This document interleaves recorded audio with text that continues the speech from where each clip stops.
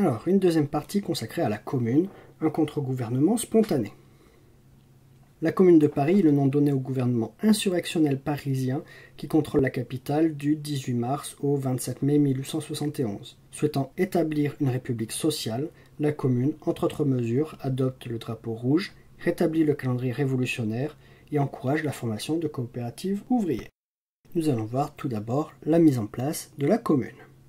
Le 8 février 1871, sous la pression de Bismarck, des élections générales ont lieu. Elles donnent une large majorité aux notables conservateurs, partisans de la paix.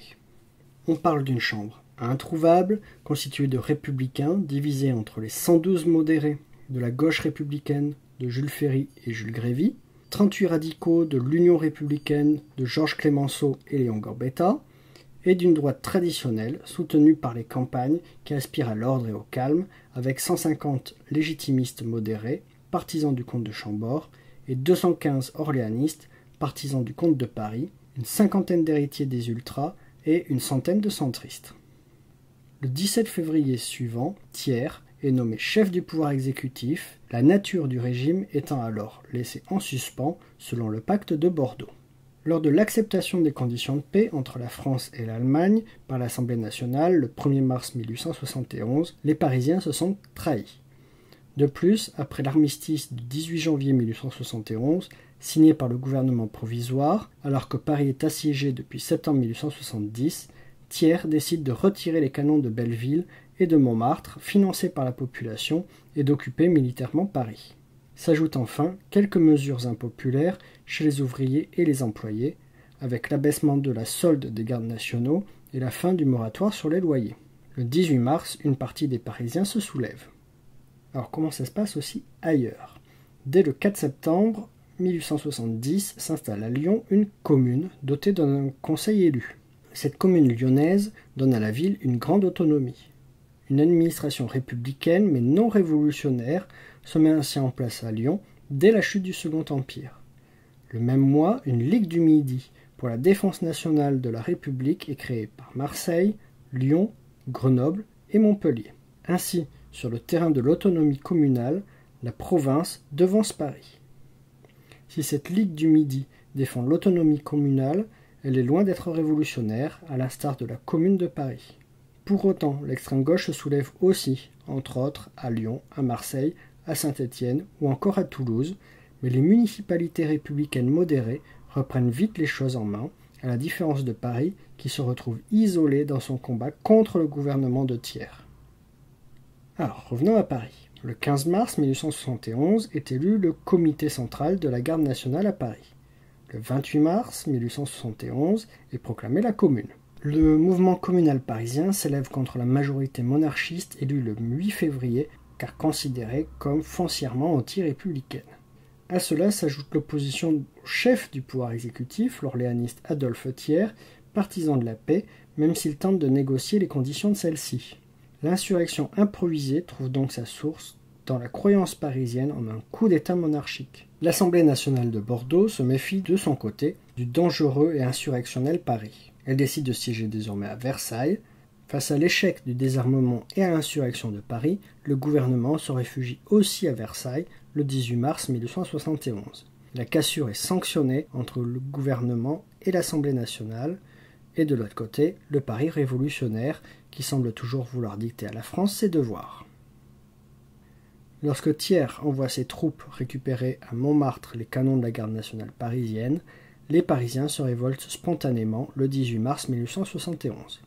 Les généraux Lecomte et Thomas sont fusillés par la foule et les tentatives de médiation du maire de Paris, Jules Ferry, ou des maires d'arrondissement comme Clemenceau dans le 17e sont infructueuses, Thiers refusant toute négociation avec les insurgés.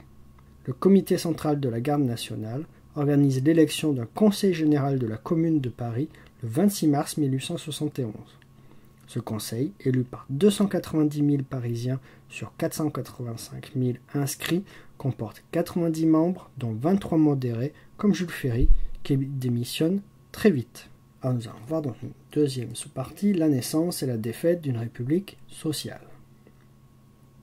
Le Conseil apparaît comme un contre-gouvernement autonome, épaulé par la garde nationale, puis par un comité de salut public, appuyées sur des commissions donnant lieu de ministères.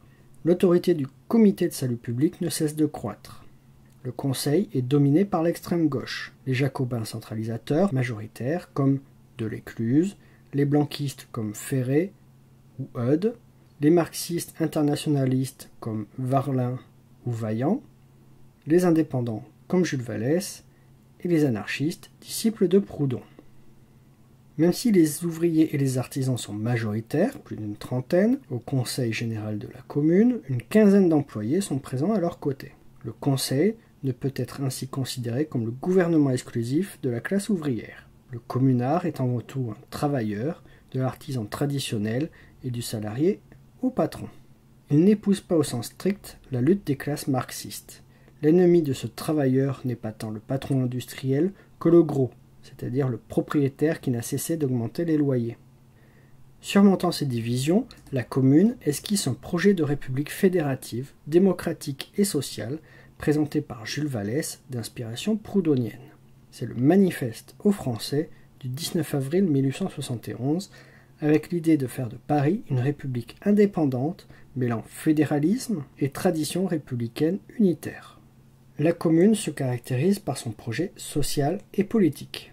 Élection de tous les agents de l'État, service militaire obligatoire pour tous et répudiation de l'armée permanente, séparation totale de l'Église et de l'État, école laïque, gratuite et obligatoire, et mise en place de l'éducation professionnelle, et suppression des monopoles.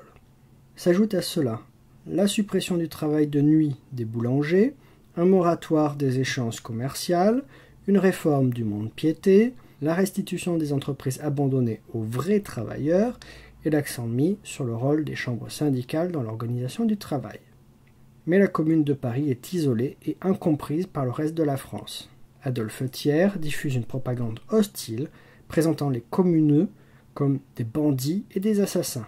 Ferry et Gambetta rejettent la révolution communarde. Avec la complicité de Bismarck, qui l'autorise à rapatrier 170 000 prisonniers sur Versailles, Adolphe Thiers décide de reconquérir Paris. Le nouveau siège de Paris se déroule sous les yeux des Prussiens. Du 21 au 28 mai 1871, la Semaine sanglante voit les troupes versaillaises entrer par l'ouest de la capitale, refouler progressivement les communards commandés par Delécluze. Pour retarder les Versaillais, ils construisent des barricades et incendient des bâtiments publics comme l'hôtel de ville, le palais de justice, la préfecture de police et le château des Tuileries. Les combats s'achèvent au cimetière du Père-Lachaise où des centaines de communards sont fusillés. D'après l'historien Robert Tombe, on compte 7000 morts. En conclusion, la Commune est une guerre civile, fruit de la guerre franco-prussienne de 1870-1871. Le 28 mai 1871, Paris est en flammes sous l'œil prussien. Thiers et les Versaillais répriment la Commune. La République est désormais amputée du spectre rouge et affiche son conservatisme. Les républicains modérés, comme Léon Gambetta et Jules Ferry, semblent alors se rallier à cette République conservatrice. En mars 1872, l'Internationale est interdite. Les communards, après la Constitution de 1875 et la victoire des Républicains aux élections législatives de 1876 et 1877, bénéficient d'une amnistie partielle en 1879 et complète en 1880. Ainsi, la Commune clôt-elle le cycle des révolutions, ouvert par celle de 1830, et approfondit le rêve inachevé de la République sociale de celle de 1848.